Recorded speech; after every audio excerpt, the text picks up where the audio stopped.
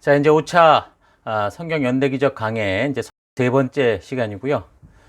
지난주 우리가 율법의 진실에 대한 서론을 이야기를 했는데요. 오늘 같은 본문을 가지고 오늘 같이 두 번째 또 율법의 진실에 대한 얘기들을 함께 나누어 가도록 하겠습니다. 먼저 본문은 우리 지난주하고 이 말씀이 같죠. 마태복음 5장 17절에서 20절의 본문을 중심으로 율법에 대한 이야기들을 함께 살펴가도록 하겠습니다. 본문 우리가 지난주에 읽었으니까 오늘은 계속해서 함께 우리 내용으로 들어가도록 하겠습니다. 자, 지난주 우리는 이 율법의 진실에 대해서 나누면서 율법은 구원을 받을 수 있는 어떤 조건이 아니라 죽음의 이집트에서 믿음으로 홍해를 건너 구원을 받은 이 백성들이 그 시내산에서 하나님의 백성답게 살겠노라는 그 언약을 맺을 때 주어진 약속의 땅, 그리고 사명의 땅 가나안에서 하나님의 자녀답게 살아가는 성도된 자들의 삶의 기준이요 가치가 된다라는 걸 살폈습니다. 그래서 이 율법은 구원받기 위함이 아니라 구원받은 백성들이 하나님과 살아있는 건강한 관계 속에서 살아가게 하는 말씀들이기 때문에 가장 먼저 저들의 삶에서 그 하나님과의 그 관계가 다시 끊어질 수 있게 하는 그 죄의 문제를 해결하는 방법을 포함해서 하나님과의 그 언약에 참여한 하나님의 성도된 백성들이 살아갈 때 그 필요한 그 삶의 전반적인 거, 뭐 정치, 문화, 사법, 경제를 비롯한 하나님 나라 백성으로 살아가는 성도들의 그 삶을 주도하는 가치, 이 세상과 구별되게 하는 거룩한 하나님의 법도와 계명과 명령이 다 포함되어 있습니다. 그래서 이 시내산 언약과 이 말씀은 단지 그 시대 그 사람들에게만 해당되는 게 아니라 하나님이 창조하신 세계 속에서 태어나서 살아가는 어느 시대 백성이라도 이 말씀을 바르게 알아야 하나님과 바른 관계 가운데 예수로 말미암아 구원된 그 하나님의 백성답게 살 수 있는 것이다. 그렇게 얘기를 했죠. 자, 그래서 그 율법에 대해서 성경에서 이런 하나님의 백성답게 사는 율법을 말할 때 보면 이제 크게 구약 전체를 가지고 율법이라고도 하고요. 또는 이제 모세 오경을 두고 하는 말이기도 합니다. 또한 여러 구절을 보면 뭐 율례와 법도, 또 계명과 규례, 뭐 법도와 규례, 뭐 규례와 율법 이런 식으로 표현을 하거나 또는 뭐 명령, 계명, 율례, 법도 이렇게 따로따로 부르기도 하죠. 사실 이 단어들은 하나님의 모든 율법과 그 교훈을 강조하는 동일한 말이라고 볼 수 있습니다. 그럼에도 불구하고 굳이 분류를 하자면 먼저 이제 보통 우리가 율법이라고 말을 토라라고 말할 때 이거는 하나님께서 그 이스라엘 백성들에게 주신 모든 명령과 지시를 포괄하는 말이기 때문에 그래서 때로는 모세 오경이다 또는 구약 성경 전체다 그렇게도 말하고 있는 겁니다. 그리고 이제 율례 같은 경우는 대개 이제 도덕법, 의식법, 시민법, 사회법 등과 같이 율법의 내용을 세부적으로 규정한 그런 법규들을 말하는 거, 디테일을 말하는 거죠. 그리고 이제 법도는 율례, 그러니까 일명 규례로부터 파생되는 그 인간과 하나님, 인간과 인간 간의 모든 공적이고 사적인 권리와 의무 그런 것들을 말하는 거죠. 그리고 이제 계명은 십계명이나 기타 이제 제반 규례와 같이 특별히 이제 법규화되거나 성문화된 그 하나님의 말씀을 가리키는 겁니다. 자, 그러니까 표현하는 구절마다 문맥의 흐름에 따라 강조하는 부분이 조금 다를 수 있으나 대부분 이 시내산 언약에서 지금 하나님께서 주신 이 말씀을 지칭하는 것으로 우리가 그렇게 알면 됩니다. 자, 이렇게 율법은 마치 뭐 무슨 법적 용어와 같아 보이지만 사실 그 내용은 하나님 백성답게 살아가는 이 하나님 나라의 핵심 가치인 거룩한 삶에 대해서 설명하고 있습니다. 가장 중요한 하나님과의 그 관계가 유지되는 이 제사법에 대해서 시작을 하지만 그러나 단지 그 관계를 깨는 죄의 문제를 해결하기 위한 어떤 종교적 제사에 대해서만 이야기하는 것이 아니라 하나님의 은혜로 구원을 받은 그 의인된 백성의 삶이 어떠해야 되는가? 그러니까 하나님의 백성답게 살아가는 그 가치와 이 세상에서 구별된 백성으로 거룩한 삶을 사는 것에 대해서 전반적이고 구체적으로 말씀을 하고 있죠. 거룩한 삶이 뭡니까? 하나님께서 말씀해 주신 그 가치를 따라 살아가는 것을 말하는 겁니다. 그동안 이 사람들이 살아왔던 그 과거 이집트, 그 세속의 삶과 그 문화의 가치를 따라가는 게 아니고 앞으로 이제 사명을 가지고 들어가야 되는 그 가나안 세속의 삶과 그들의 문화의 가치를 따라가는 것도 아니라 하나님의 은혜로 구원을 받은 이 백성들이 하나님의 자녀답게 거룩하게 그 땅과 구별되어 살아가는 삶의 가치관과 삶의 그 방법들이 이 율법 안에 다 포함되어 있다는 거죠. 또 오늘날 우리에게도 적용을 해본다면 우리가 구원받기 전이나 그리고 구원받은 후나 우리의 삶을 보면 여전히 똑같은 그런 삶의 이 살아왔던 곳에서 살아간다고 해도 이제는 우리가 예수 그리스도의 보혈의 피로 말미암아 완전히 죄사함을 받고 새롭게 태어난 하나님 나라 백성된 정체성을 가진 우리가 아닙니까? 그러니까 그런 우리가 하나님 나라 백성답게 살아가는 방법과 그 가치 판단의 기준이 무엇이냐라고 할 때 바로 이 시내산 언약의 말씀 안에 다 포함되어 있다는 말입니다. 그래서 오늘을 살아가는 우리 성도들도 다른 무엇보다 하나님께서 이런 법도를 주신 그 의도를 알아야 이 성경의 율법도 역사도 바르게 이해하고 성경을 통한 하나님의 그 온전한 뜻을 바르게 이해할 수 있죠. 지난 시간 이미 우리가 살핀 것처럼 율법은 지키면 살리고 지키지 않으면 죽이겠다. 이런 식으로 어떤 종교적 협박을 하는 그런 법이 아니라 예수님의 피로 새롭게 하나님의 자녀로 태어난 그 백성들이 이 땅을 살아갈 때 우리 하나님의 그 살아계신다는 걸 잊지 않고 여호와를 경외하면서 생명과 평강의 복을 누리며 살도록 주신 축복의 법이라고 그랬죠. 그래서 율법에 대해 예수님께서도 내가 율법이나 선지자를 폐하러 온 게 아니라 완전하게 하려 왔고 천지가 없어지기 전에는 율법의 1.1획도 결코 없어지지 아니하고 다 이룰 것이다 라고 우리가 지난주부터 살피는 이 마태복음 본문의 이 분명한 이 말씀을 우리가 기억을 해야 됩니다. 그렇다면 오늘 우리 시대에도 그리고 이제 앞으로 주님이 다시 오실 때까지 하나님의 의도대로 살 수 있도록 하는 이 율법의 말씀은 모든 사람이 각자의 보냄을 받고 살아가는 그 삶의 현장에서 우리가 유일하게 따라갈 삶의 기준과 삶의 가치로 삼고 그렇게 지켜나갈 영원한 새 언약의 어떤 내용이 된다고 할 수 있습니다. 자, 그래서 이 율법의 내용을 보면 크게 이제 세 가지로 우리가 구분할 수 있는데요. 첫째는 율법에는 하나님과의 바른 관계를 위해 주어지는 그런 법, 제사법, 의식법이 있습니다. 죄, 다시 말하면 뭡니까? 하나님의 뜻에 어긋난 삶을 사는 것. 그래서 하나님과의 관계를 단절시키는 게 죄죠.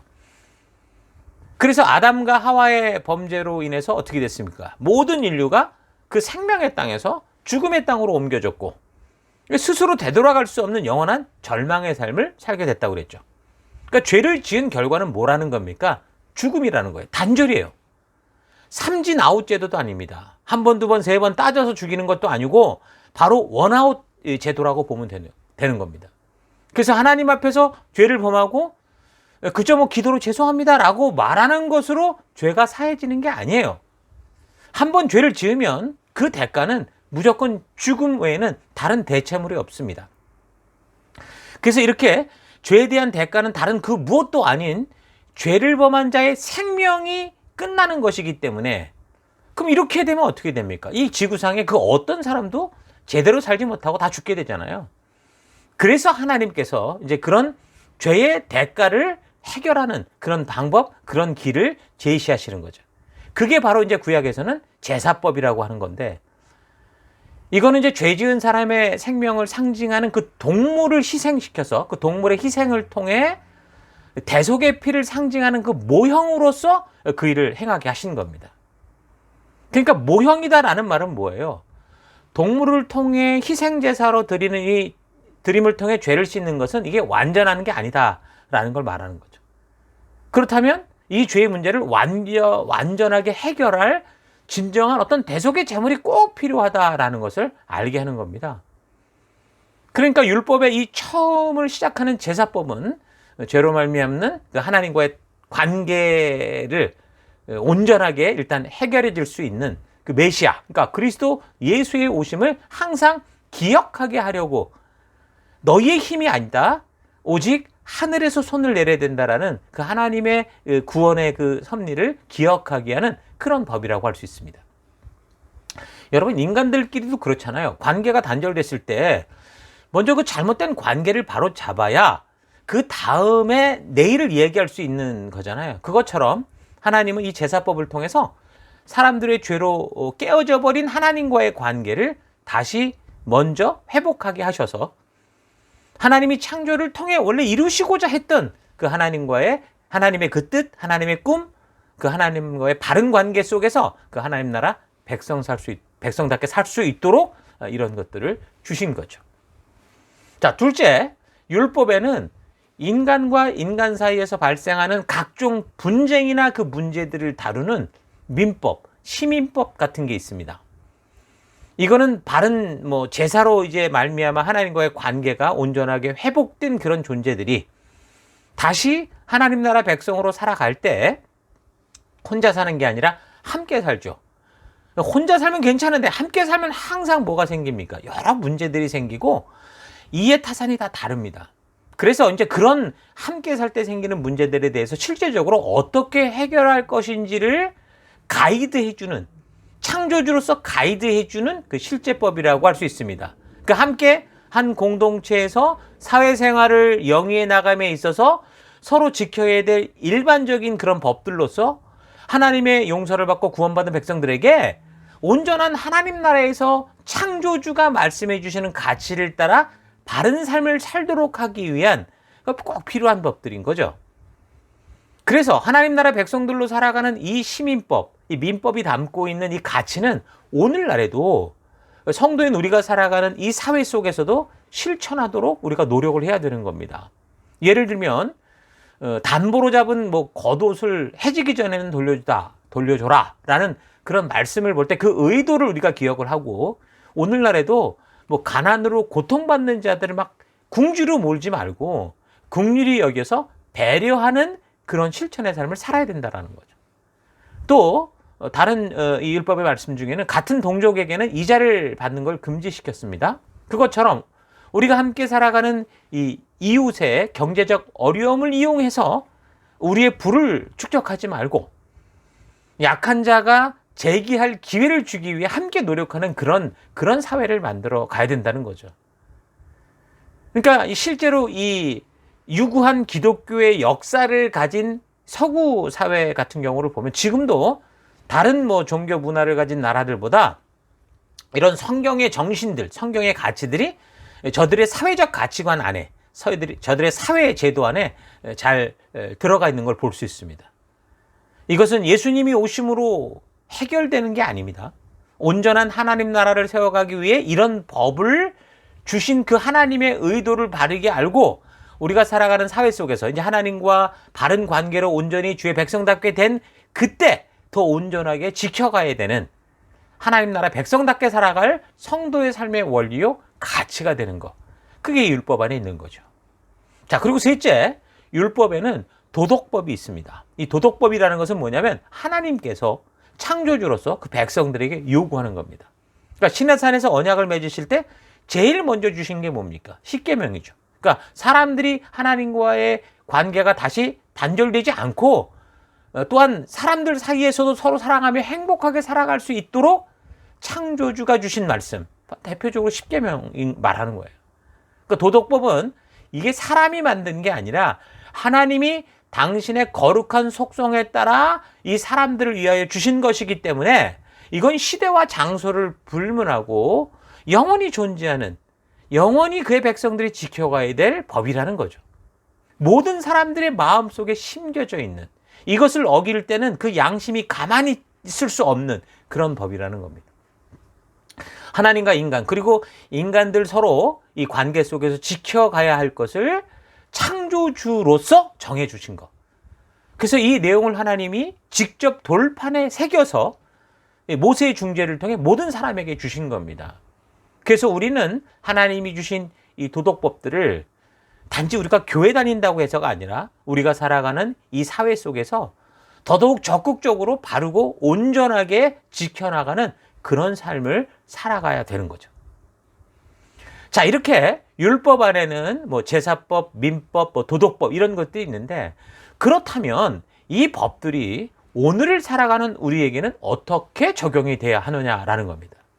자, 첫째, 그리스도가 흘려야 될 그 피 흘림을 이 동물의 희생을 통한 이 모형으로 지키던 이 제사법은 어떻게 됩니까? 그 실상인 그리스도가 오심으로 완성이 됐기 때문에 이제 더 이상 반복할 필요가 없다는 거죠. 그러니까 죄의 대가는 다른 대체물이 없이 뭐라고 그랬습니까?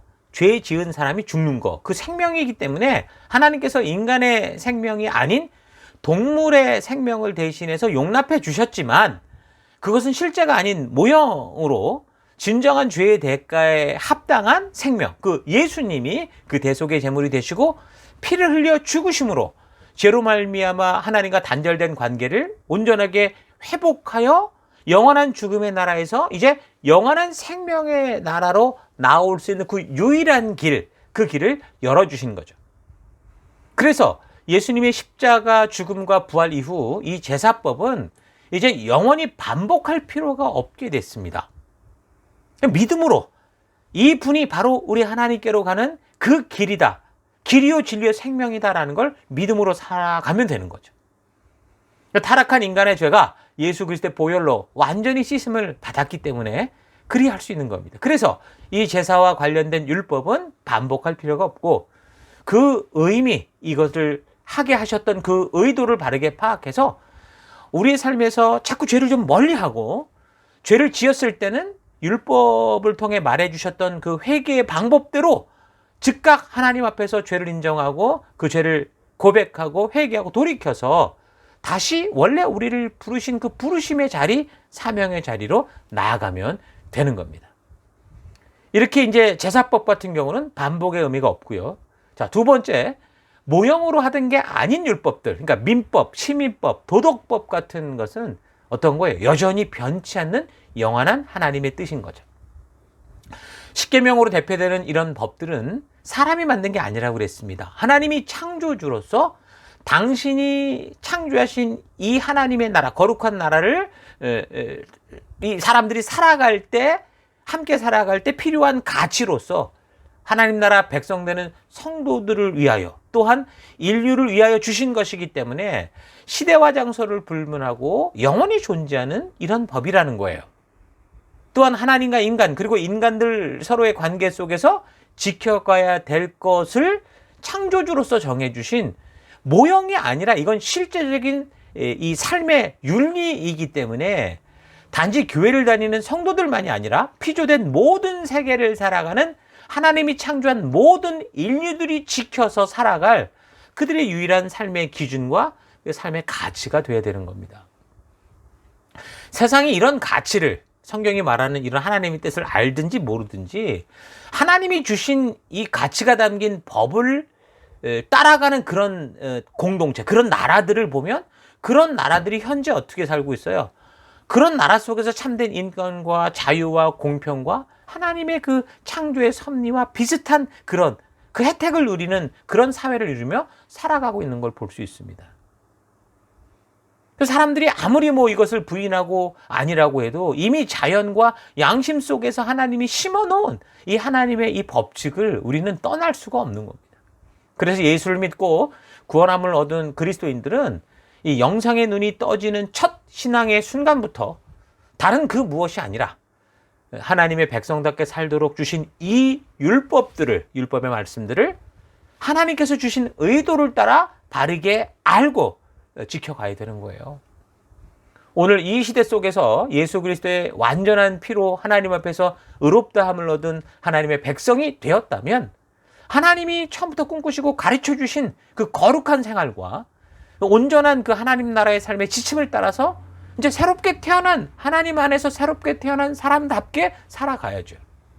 그래서 우리가 각자 보냄을 받은 세상 곳곳에서 창조주가 만드신 이 가치를 온 세상이 따르고 살아갈 삶의 기준이 되도록 하는 이 사회적 사명을 가지고 빛과 소금된 모습으로 살아가야 되는 겁니다.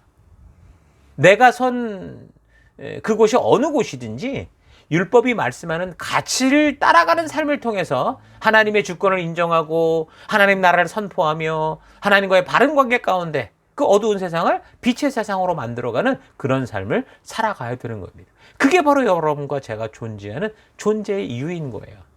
그래서 성도된 백성들에게 가장 중요한 것은 하나님께서 그 언약한 백성들에게 주신 이 율법의 의도와 그 내용을 바르고 그리고 빠르게 이해하는 겁니다. 하나님이 전하신 이 말씀과 그 의도를 바르게 아는 것이 바른 신앙의 열쇠예요. 예수님께서 이 땅에 오셨을 때 그 바리새파 유대인들과 그 율법에 대해서 다투신 거는요, 신의 산에서 하나님이 주신 율법 그 자체 때문이 아니라 그 율법을 주신 하나님의 진실한 뜻, 그 의도를 벗어나서 이걸 종교로 만들고 종교적 규율로 만들어버린, 율법주의로 만들어버린 그 유대교 이 장로들의 전통, 유전에 대한 것이었죠.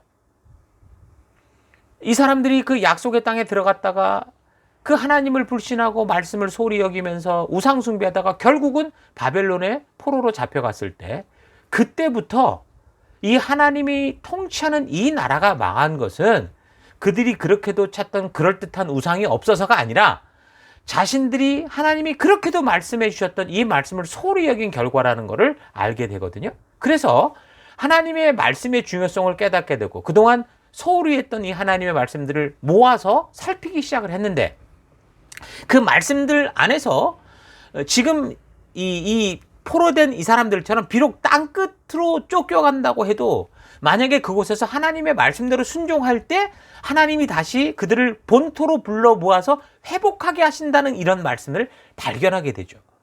그래서 뭐 예루살렘 성전은 이미 다 무너졌고 바벨론으로 잡혀갔기 때문에 이제 성전 중심으로 모일 수는 없었죠. 그래서 이제 각자의 삶의 현장에서 드려지는 그 말씀대로 순종하는 가정 예배, 회당 예배 이런 게 생기면서 하나님이 말씀하신 대로 순종하고 살고자 하는 그런 많은 노력을 기울이게 됩니다.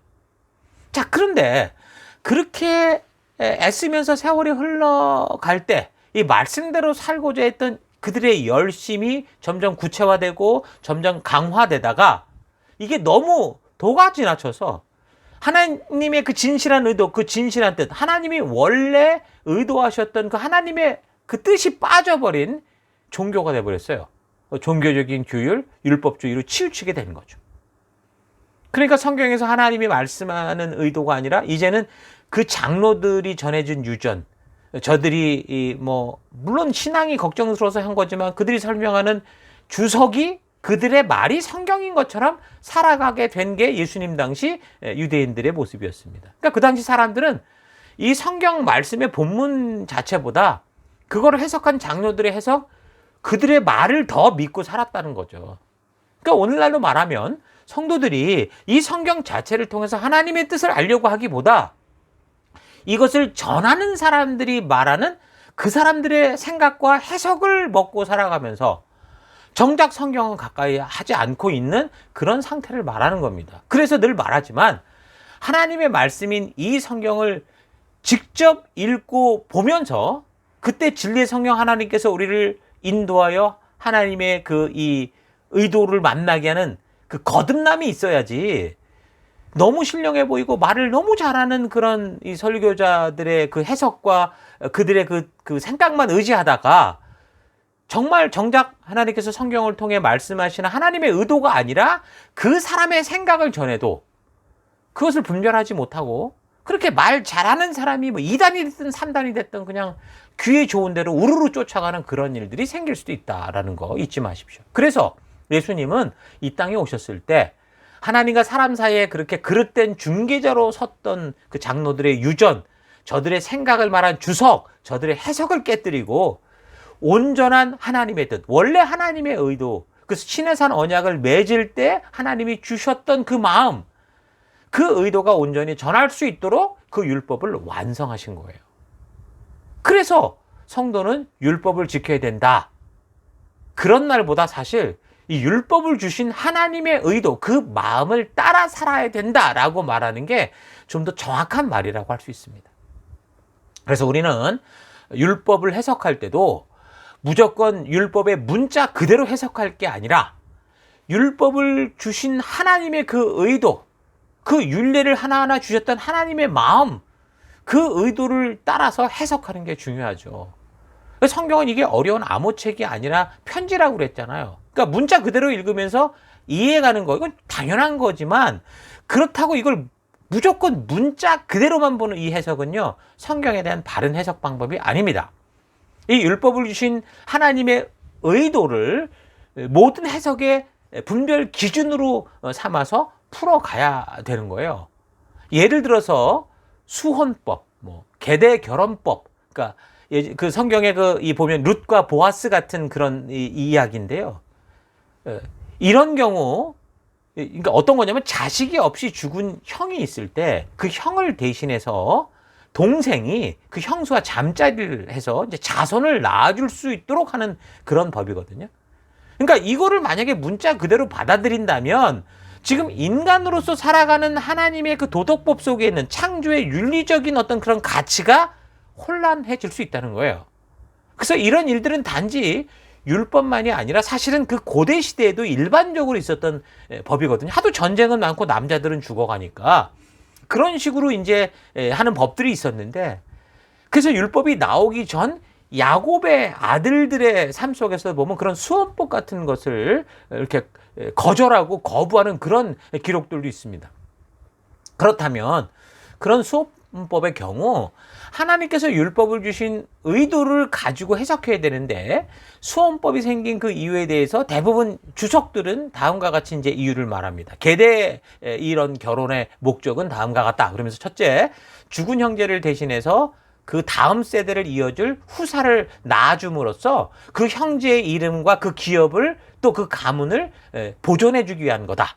두 번째, 이스라엘 여인이 이방 남자와 결혼하는 것을 방지하기 위함이었다. 세 번째, 홀로 남아서 이제 의지할 데 없는 이 과부를 제도적으로 보살펴 주기 위한 것이었다. 그렇게 얘기를 합니다. 근데 이 중에 가장 하나님의 그런 선한 의도에 적합한 해석은 홀로 돼서 보살핌을 받을 수 없는 사람을 함께 책임지고 보호하고 지켜주기 위한 거다라는 것이 좀 적합해 보입니다. 그러니까 하나님께서는 성경의 역사 곳곳에서 뭐라고 말합니까? 고아와 과부와 가난한 자에 대한, 그러니까 공동체와 이웃의 책임과 그 사랑을 그 사회가 존폐할 수 있느냐 아니냐라는 굉장히 중요한 기준으로 말씀하시는 것을 볼 수 있거든요. 그러니까 하나님께서 그런 걸 볼 때 이 수원법에 대한 그 의도도 뭡니까? 이웃사랑, 약하고 가난한 자를 보호하기 위한 것이다. 이렇게 우리가 해석할 수 있는 거죠. 또 비슷한 예로 눈에는 눈, 이에는 이라는 그런 법을 들었을 텐데, 그 동해보복법 이렇게 말하거든요. 이것 또한 이런 하나님의 의도를 적용한 그런 해석법으로 보면 이게 힘이 있다고 막 살인이나 사람을 쉽게 해하는 그런 짓들을, 힘 있는 자와 돈 있는 자와 권세 있는 자들이 그런 짓을 하지 못하도록 하기 위한 거지, 문자 그대로 행해라 라는 그런 의도는 아닙니다. 그러니까 범죄자 처벌의 목적보다 범죄 예방의 차원에서 이런 말씀을 하셨다라고 봐야 된다라는 거죠. 자, 그러니까 율법의 이 해석과 적용에 있어서 성경에 나온 문자 그대로 해석하고 적용해야 된다라는 이 식은 일단 말부터가 잘못된 겁니다. 율법을 오해하는 거죠. 그래서 이 세대주의자들처럼 성경을 문자 그대로 해석하려고 하다가 그 성경에 나오는 숫자들을 그냥 있는 그대로 무조건 그대로 사용을 해서 막 엿자적으로 막 억지로 해석하는 그런 방법은 결국 어떻게 됐어요? 성경을 억지로 꿰어 맞추듯이 해석을 함으로 말미암아 결국 극단적인 그 시한부 종말론 같은 그런 최악의 결과를 만들었잖아요. 그래서 교회만이 아니라 막 사회에도 악영향을 끼치는 그런 일을 하는 걸 우리가 보았습니다.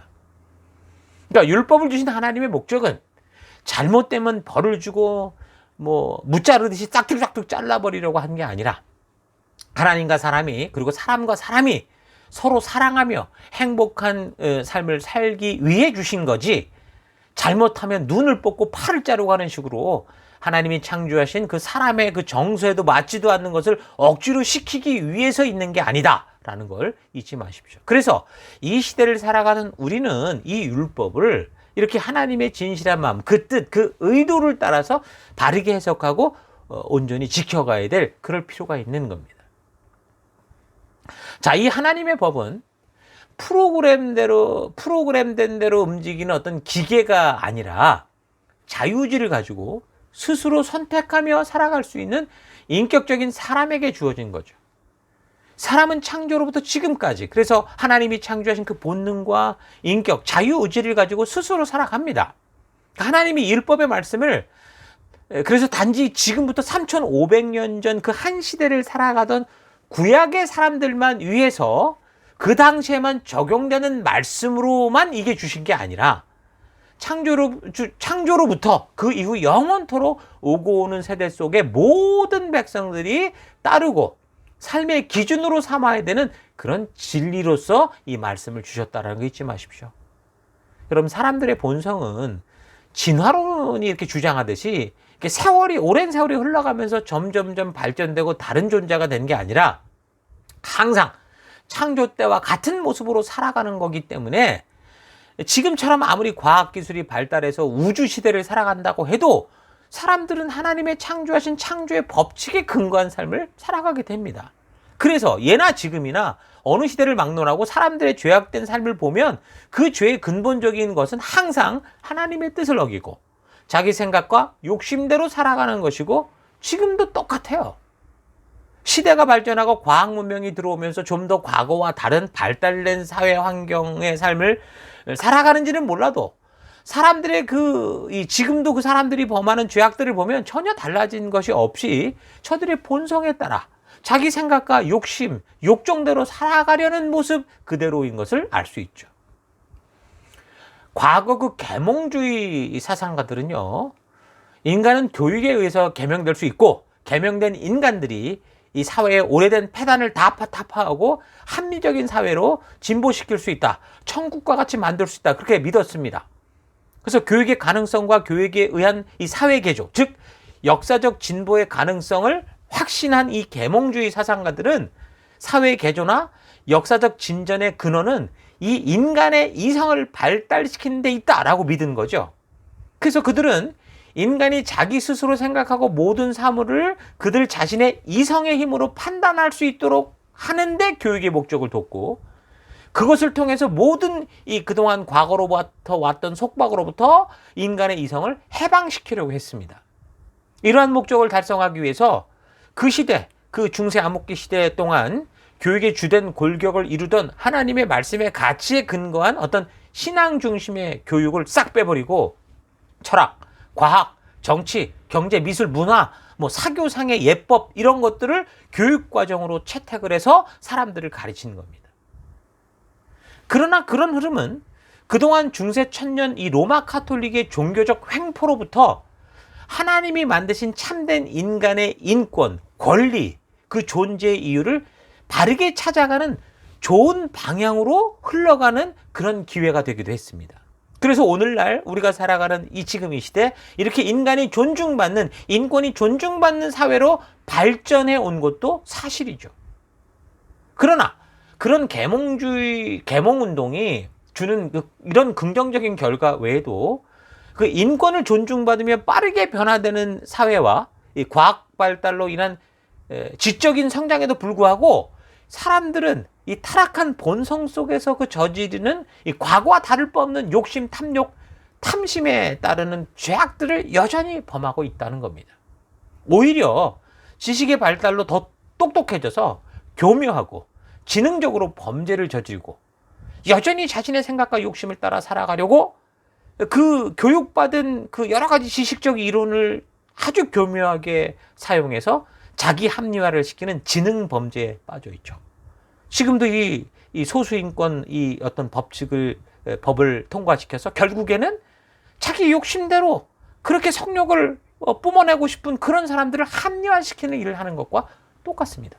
그래서 그런 인간들의 삶에서 벗어나 하나님이 창조하신 이 백성다운 길을 주는 이 율법, 하나님 주신 이 말씀은 과거나 오늘이나 앞으로 영원토록 반드시 우리 인간들의 삶에 필요한 유일한 삶의 기준이요 가치요 영원히 변치 않는 이 온 시대가 따라가야 될 하나님의 뜻이 되어야 된다라는 겁니다. 한국 기독교 역사가 100년이 지났다고 그랬죠. 우리는 이제 그 가난했던 시절 유행하던 그 기복신앙을 좀 넘어서야 됩니다. 그래서 하나님의 진실한 뜻이 담긴 이 말씀의 바른 기초 위에 우리의 신앙을 쌓아가야 되죠. 그래서 7장 마태복음 7장 24절 뭐라고 그랬습니까? 그러므로 누구든지 나의 이 말을 듣고 행하는 자는 그 집을 반석 위에 지은 지혜로운 사람 같으리니 비가 내리고 창수가 나고 바람이 불어 그 집에 부딪히되 무너지지 아니하나니 이는 주추를 반석 위에 놓은 까닭이요 나의 이 말을 듣고 행하지 아니하는 자는 그 집을 모래 위에 지은 어리석은 사람 같으리니 비가 내리고 창수가 나고 바람이 불어 그 집에 부딪힘에 무너져 그 무너짐이 심하니라. 그러니까 여러분, 바른 말씀의 기초 위에 여러분의 신앙을 쌓아야 된다는 겁니다. 율법의 진실을 가르치지 않고 성화의 과정을 무시하던 저 유럽 중세 시대 교회들이 어떻게 돼? 다 무너졌어요. 예수님께서 주신 이 산상보훈, 결국 이 산상보훈의 말씀이란 불신자를 위해 준 게 아니라 우리 성도들, 즉 예수님을 자신의 주인이요 구세주로 믿는 성도들 위해 준 겁니다. 이것을 설명하실 때 뭐라고 그랬습니까? 너희가 뭐뭐라고 들었으나 그게 아니라 이러하다라는 식으로 이렇게 풀이해 주신 것이 산상보훈이죠. 그러니까 이 내용의 핵심은 하나님이 주신 율법의 의도를 가리던 잘못된 인간 해설을 다 떼버리고 니네가 이렇게 들었으나 떼버리고 시내산에서 그 백성들과 언약하셨던 하나님의 진정한 의도를 드러내고 이런 것이다 라고 말씀하신 거죠.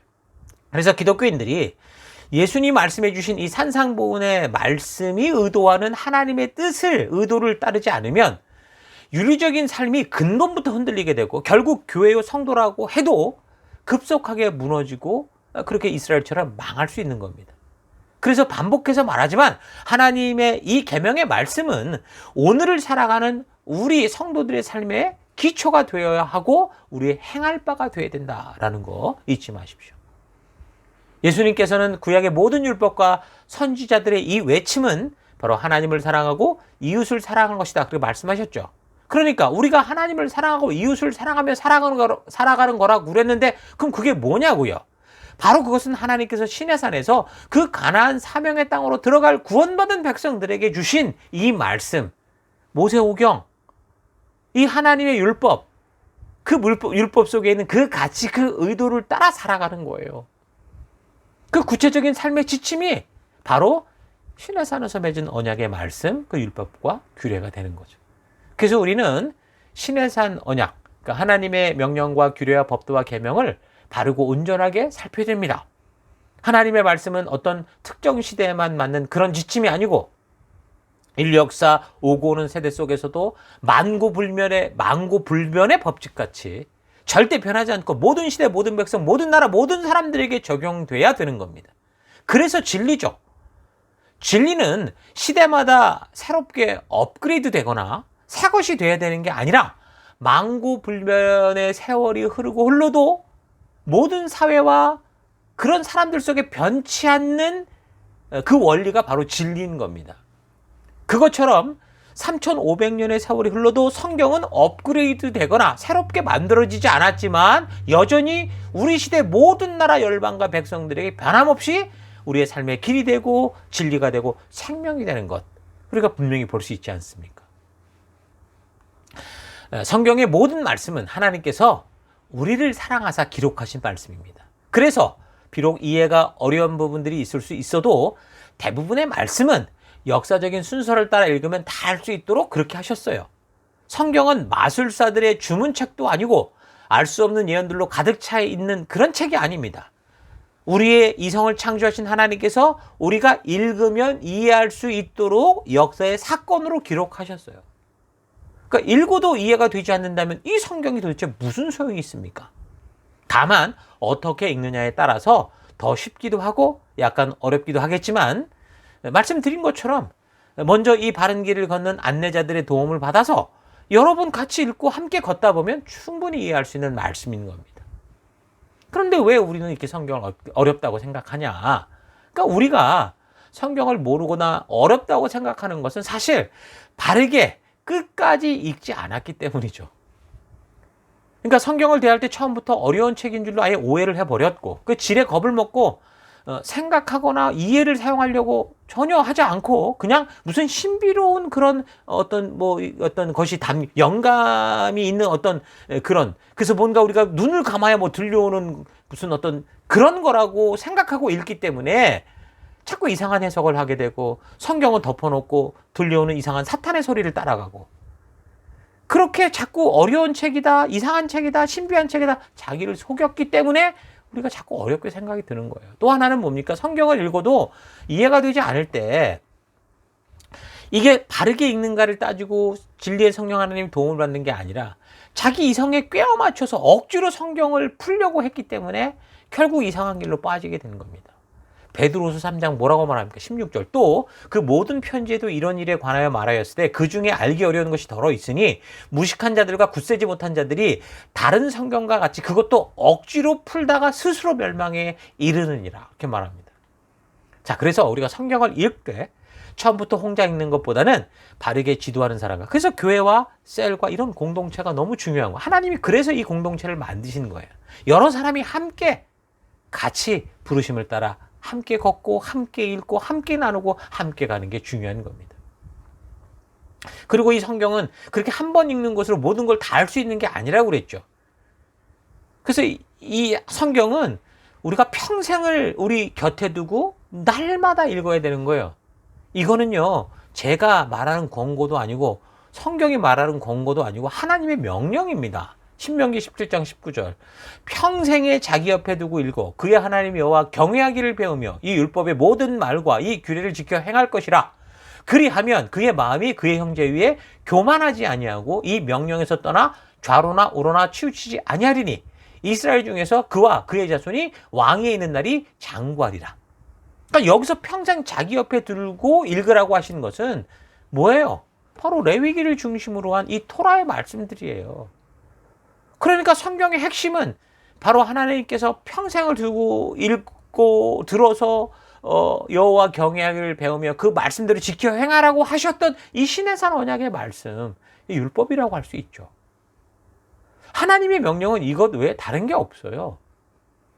그래서 우리는 구약, 그 중에서도 이 모든 이 성경의 역사의 흐름을 알게 하는 이 율법에 관련된 것을 제대로 알 필요가 있습니다. 이 시내산 이 언약에 대한 역사와 하나님의 의도를 그래서 우리가 제대로 알지 못하면 구약의 흐름을 비롯한 신약도 제대로 이해할 수 없고 그래서 성경 전체를 제대로 이해할 수 없고 어렵게만 느껴지게 됩니다. 왜냐하면 이 신약은 구약을 통해서 그 역사를 통해서 하나님께서 명령하시고 예언하시고 약속하신 것의 완성이잖아요. 역사의 성취에 대한 부분이 신약이기 때문에 그래요.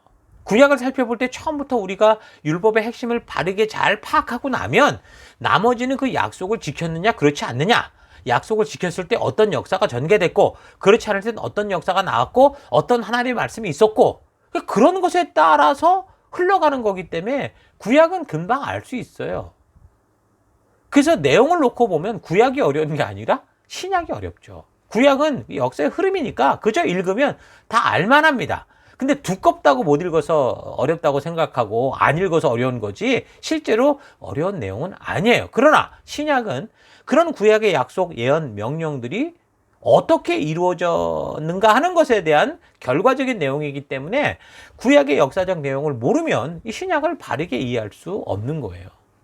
예수님을 믿을 때 구원이 이루어진다. 이 사실도 이 구약의 역사를 바르게 모르고 이걸 들으면 오해하기 십상이에요. 구원파에게 빠지고 그런 것들이 바로 이런 것 때문이죠. 신약은 에덴 동산에서 인류의 첫 조상이 하나님의 첫 약속을 어겨서 어그러진 길로 간 이후 수없이 바른 길로 되돌이키기 위한 하나님의 그 수많은 역사적인 그 사건의 끝에 나온 거기 때문에 우리가 먼저 역사적으로 구약을 바르게 이 순서를 따라 파악을 해야 신약도 바르게 이해하고 이 구약과 신약이 바르게 읽혀져야 그 계시록이 온전히 이해되는 거예요. 구약을 제대로 모르면 그 역사가 흘러서 열매처럼 나온 이 뒷이야기, 신약과 계시록을 바르게 이해할 수 없죠. 근데 어떤 사람들은 또 앞은 모르면서 계시록에는 관심이 있다 그래가지고 마치 종말의 예언자처럼 무슨 말세의 현상이 어쩌고 사건이 어쩌고 이래가지고 괜히 주변을 불안하게 하고 또 어떤 사람은 지금은 성령 시대다 그래가면서 성령과 뭐 동행하는 바른 말씀의 길로 가는 게 아니라 무슨 미신처럼 해가지고서 무슨 참이나 좀 해보겠다고. 아무리 교회를 다녀도 도대체 내가 구원받았는지 안 받았는지 모르겠으니까 성령님이 날 한번 딱 타치해주면 하다못해 방언이라도 터져 나오면 내가 막 성령 받은 거 아닌가, 뭐 내가 구원받은 거 아닌가, 이런 식으로 생각하는 자꾸 그릇된 길로 가는 거예요. 그러니까 이게 이런 유치원생들에게는 그림으로 교육하잖아요. 글보다는. 그러니까 유치원생들에게 그림으로 교육하는 수준에 그렇게 머물러 있는 게 현재 우리의 모습인 경우가 많죠. 그래서 우리는 이런 유치원 수준의 신앙을 넘어서기 위해서 오늘 우리가 이 살핀 것을 정리해서 얘기를 하자면 제일 중요한 건 뭐라고요? 우리가 무릎을 꿇고 겸손히 하나님의 말씀을 처음부터 끝까지 겸허하게 들어봐야 된다는 겁니다. 진실하게 하나님을 사랑하는 성도라면 이 성경을 통해 하나님이 우리에게 말씀하셨던 그 의도를 바르게 알고 온전하게 이해될 수 있을 때까지 읽고 들어봐야 되는 거죠. 성경을 해석할 때 오늘 우리 시대의 이 개혁주의가 믿는 핵심은 성경으로 성경을 해석한다라는 거거든요. 원리가. 또한 문법적으로도 봐야 되고 역사적으로 봐야 되고 신학적으로도 성경을 해석해야 된다라고 하는데 전 이 중에서 가장 먼저 필요한 거는 역사적인 해석이다라고 생각을 합니다. 먼저 일의 자초지정을 통해서 전체 사실을 알아야 그 문법적으로 따지든 신학적으로 따지든 할 수 있는 거 아닙니까?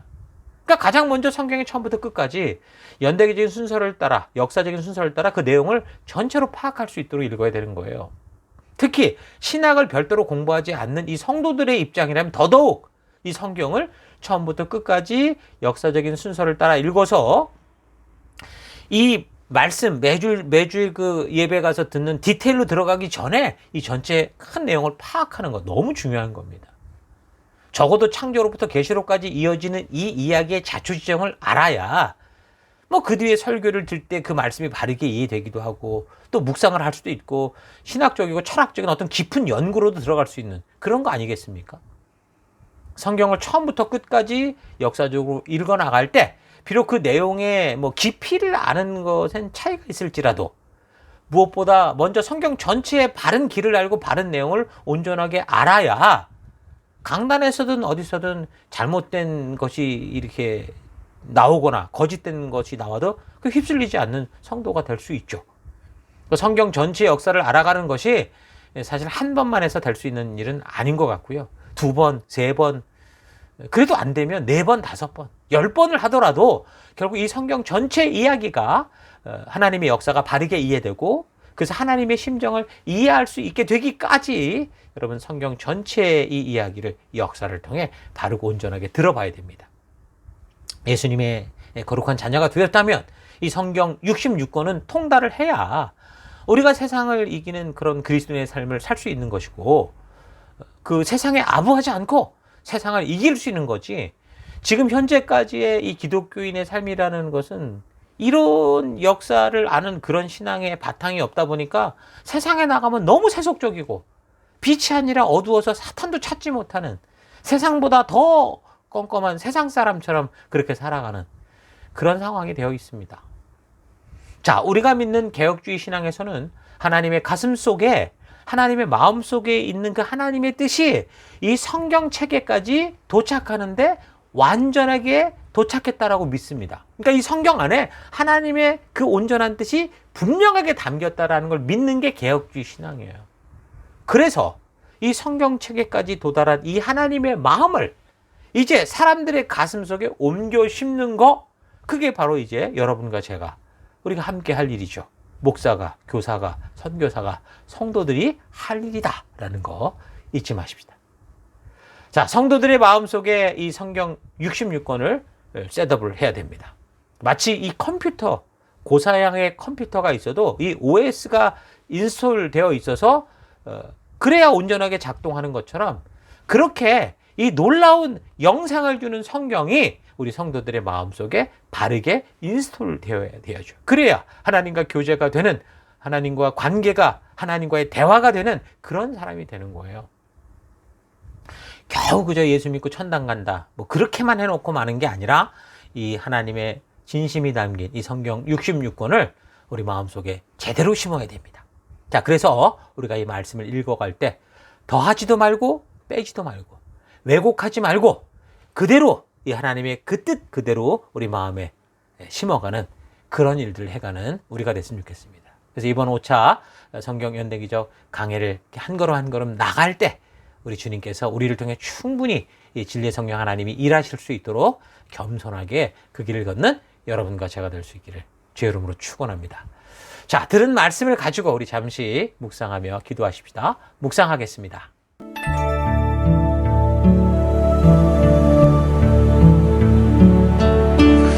예, 하나님께서는 모세를 통해 이집트의 죽음 아래 있었던 그 이스라엘 족속들을 구해내셨죠.